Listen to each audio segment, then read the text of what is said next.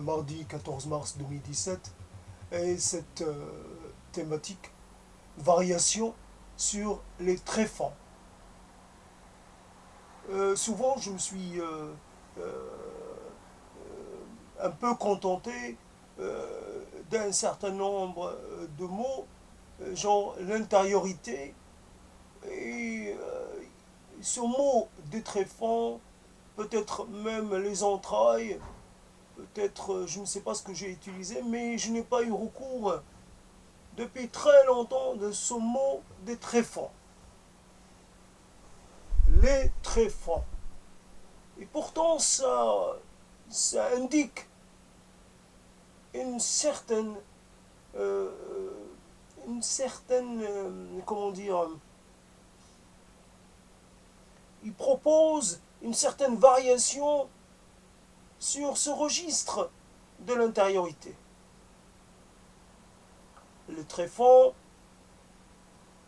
ça se niche quelque part très profond. C'est en fait, on peut dire, un peu ce qu'il y a de plus profond en vous-même.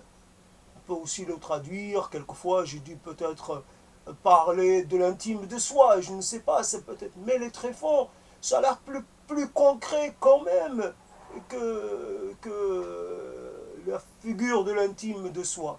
C'est beaucoup plus de l'ordre de l'émotionnel, de l'ordre du réactif, de l'instinctif, que plutôt de l'ordre, ce n'est pas historique, ça ne raconte pas une histoire, ce n'est pas lié à une évolution, ce n'est pas pour, lié à des événements. Pour qu'on parle de l'intime de soi, c'est des choses qui s'inscrivent dans un temps, dans un contexte.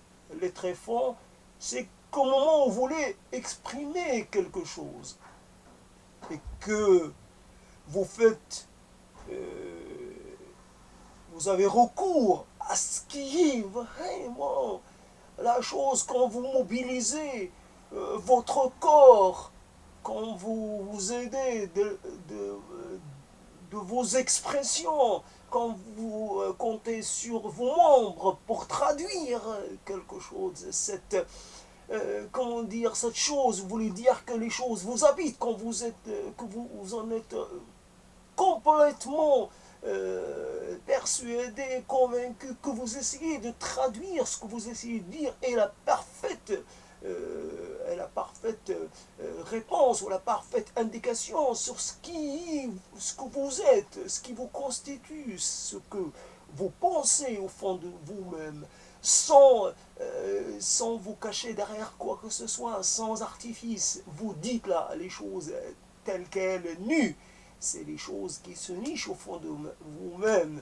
Quand vous dites, à un moment donné, vous voulez appuyer vos paroles par une, par une certaine insistance sur les mots.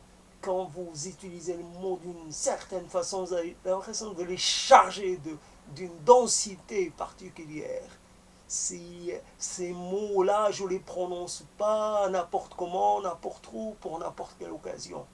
C'est parce que je suis devant, je suis obligé de démontrer à quel point je suis sincère, à quel point je suis investi dans ce que je dis ou je fais, à quel point j'appartiens à cela. Donc, c'est ça, dans cette catégorie sémantique, il est évident qu'elle elle a sa place. Elle a sa place dans ce processus non pas de révélation, mais dans ce processus de variation. Nous avons besoin, puisque les événements qui nous traversent, les choses que nous vivons, les choses dont nous sommes témoins, témoins passifs ou actifs, les choses qui nous concernent, demandent à ce que nous ayons, pour chaque contexte, pour chaque stimulation, pour chaque moment particulier, nous avons besoin d'une réponse adéquate. Et ce mot de tréfonds offre une capacité, donne l'occasion de répondre d'une façon particulière, qui n'est pas la réplique d'une autre façon. Nous ne copions pas, nous utilisons comme s'il s'agissait d'un rôle que nous empruntons. Et ce rôle est un rôle à part. Ce n'est pas n'importe quel rôle, c'est ce rôle-là, je joue ce rôle-là et je n'en joue pas un autre. Et pendant le moment qui m'est imparti, pendant je dois rester ce personnage et pas un autre. Et si la langue nous offre ces possibilités-là, on peut aussi imaginer que peut-être nous avons, là où nous avons l'impression qu'il y a une variété assez intéressante, assez productive, ben nous sommes peut-être, quand même, nous inscrivons dans des limites. Ce sont peut-être les limites de la langue, ou les limites de notre capacité à générer, à créer des mots, à créer des néologismes, etc., à créer des approximations. Que soit c'est la langue qui nous limite, soit c'est nous-mêmes qui nous limitons, étant donné que déjà nous utilisons les mêmes expressions que les autres, que nous contentons d'utiliser le même système de référence que tout le monde et que automatiquement nous sommes un peu tout à fait, nous sommes un peu les mêmes. Nous pouvons peut-être changer, apporter quelques modifications, mais que nous sommes semblables, puisque nous utilisons les mêmes mots, les mêmes expressions, un peu dans les mêmes contextes, et donc en fait, on a une proximité, on est un peu identique, puisque la langue est identique, elle nous rend identiques les uns aux autres.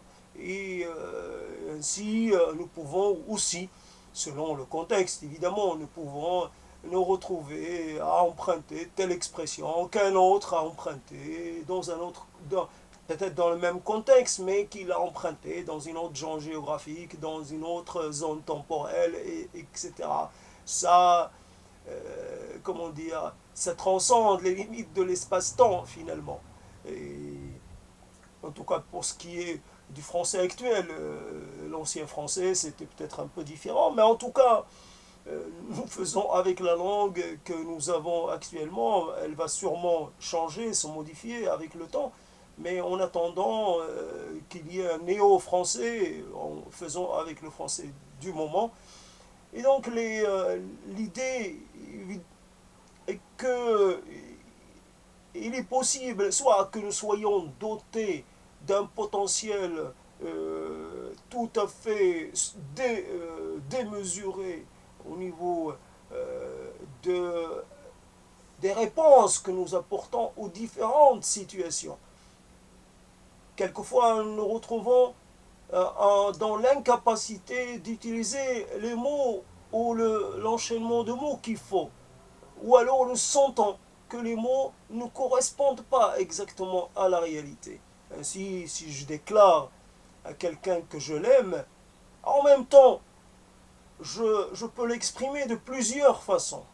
Ça peut paraître la même phrase, et pourtant, selon l'intonation, et pourtant, souvent, il y a derrière l'autre qui la reçoit, il ne reçoit pas un peu ce qui est caché derrière.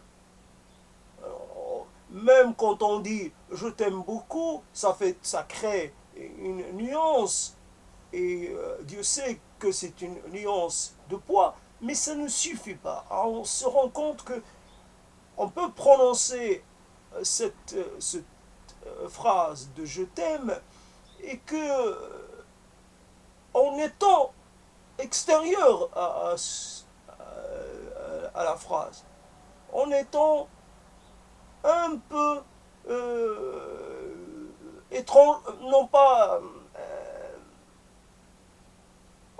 dans une sorte d'attendu. On attend de nous qu'on dise cette phrase, on la dit pour faire plaisir, mais non parce que nous la pensons véritablement. Euh, donc, il faudrait peut-être, il y a d'autres équivalences. Je t'adore, etc. Mais on est limité. Une fois qu'on a quitté ces quelques synonymes, un peu, on est fini. On est fini. Alors, comment dire à l'autre, en ce moment précis, j'ai des choses qui me font aller vers toi, qui me font désirer ta compagnie. Ces choses-là, je ne les maîtrise pas tout à fait et je suis, d'une certaine façon, je me sens suffisamment convaincu ou je me sens suffisamment fort pour pouvoir te les dire. Je pense que ta réaction va être positive. Je pense que j'ai fait ce qu'il faut pour que ma déclaration ne tombe pas au mauvais moment, qu'elle ne soit pas inopportune, que voilà, qu'il y a un enchaînement, que. Comment dire à l'autre que j'exprime cela, mais avec une certaine dose de réserve. Que la chose que je la prononce, et à l'instant où je la prononce, elle a un côté de caducité. Voilà un peu comment faire pour que l'autre il soit vigilant à ces messages qui sont contenus un peu dans c'est des choses à tiroir et une infinité de tiroirs. Nous-mêmes, c'est ça le problème dans l'affaire, ce qui est un peu singulier, c'est que nous-mêmes, nous nous retrouvons prisonniers de nos expressions. Ainsi, nous disons à quelqu'un qu'il est important pour nous parce que nous étions persuadés de cela. Et qu'en fait, nous n'arrivons pas à introduire un bémol, à mettre, à placer un petit quelque chose qui prouve que nous ne le sommes pas véritablement, que cela n'est qu'une traduction approximative d'un état d'esprit, d'un état émotionnel. Voilà un peu les tréfonds, c'est en quelque sorte, s'il le faut véritablement, évidemment, là je joue et je surjoue un peu, s'il le faut, je sortirai mes entrailles et je te les montrerai pour que tu vois véritablement ce qui doit rester caché, je peux te le montrer. Je te le montrer pour le déposer devant toi en tant qu'épreuve, en tant que preuve de ma foi sincère et etc. Donc il y a de cette dans ce compagnonnage, dans cette cohabitation avec les mots, dans cette utilisation, dans cette nécessité que nous avons d'utiliser les mêmes mots que les autres. Nous sommes là où nous sentons que nous sommes riches d'un potentiel et nous sommes en même temps dans une certaine pauvreté, dans un certain dénuement. Il manque non pas seulement la nuance qu'il faut introduire, il manque des éléments qu'il faut rajouter, non en développant énormément, c'est juste quelque chose à intercaler. Peut-être un état entre le je t'aime et je t'aime beaucoup, peut-être a quelque chose à dire avant le je t'aime, quelque chose à dire entre le je et t'aime, il y a quelque chose, et puis finalement, nous faisons avec ce que nous avons, et ce sont des expressions disponible pour n'importe qui, que ce soit quelqu'un qui est réellement, qui ressent cela très profondément, ou quelqu'un qui veut jouer avec cela. Il n'y a pas, au niveau du langage, il n'y a pas de code. Le langage est libre et chacun peut l'utiliser. Il n'a pas besoin de passer, de prouver qu'il est en droit d'utiliser telle ou telle expression. Il peut l'utiliser à bon moment comme au mauvais moment. Il peut l'utiliser en la subvertissant. Il peut l'utiliser en l'amputant de quelque chose. Il peut l'utiliser en l'enrichissant. Et voilà, donc c'est une drôle d'affaire. Donc j'avais pensé, donc ce mot m'était venu, et j'ai pensé lui accorder un petit moment, certaines façons de lui rendre justice. De rendre justice parce que j'en ai besoin et je ne m'étais pas rendu compte qu'il existait, je l'avais oublié. Ainsi, souvent, on a aussi, par rapport à soi-même, on a aussi un certain réservoir de mots. Et quand on écoute parler les autres, on se rend compte qu'il y a des mots auxquels on n'a pas recours. Je ne sais pourquoi. Qu'on laisse un peu de côté. Et pourtant, euh, on en aurait bien besoin, même très souvent. Et pourtant, c'est cela. Et donc, il y a aussi une limite à ce qu'un être est capable de produire comme mot et capable de convoquer comme mot, et il y a sûrement une limite, mais nous sommes un groupe important et quand quelque chose nous manque, l'autre là, sans quand même, il faut toujours apporter ce bémol que malgré tout, c'est un corpus qui a ses limites. Je ne sais combien il y a de centaines de milliers de mots, mais fondamentalement, malgré les créations qu'on note par-ci, par-là, il reste que chacun, quel qu'il soit, où qu'il soit, il est obligé de recourir aux mêmes termes pour exprimer une variabilité presque infinie dans nous sommes infiniment divers dans le rapport que nous avons avec l'autre. Nous sommes en aucun cas semblables à un autre, et nous sommes,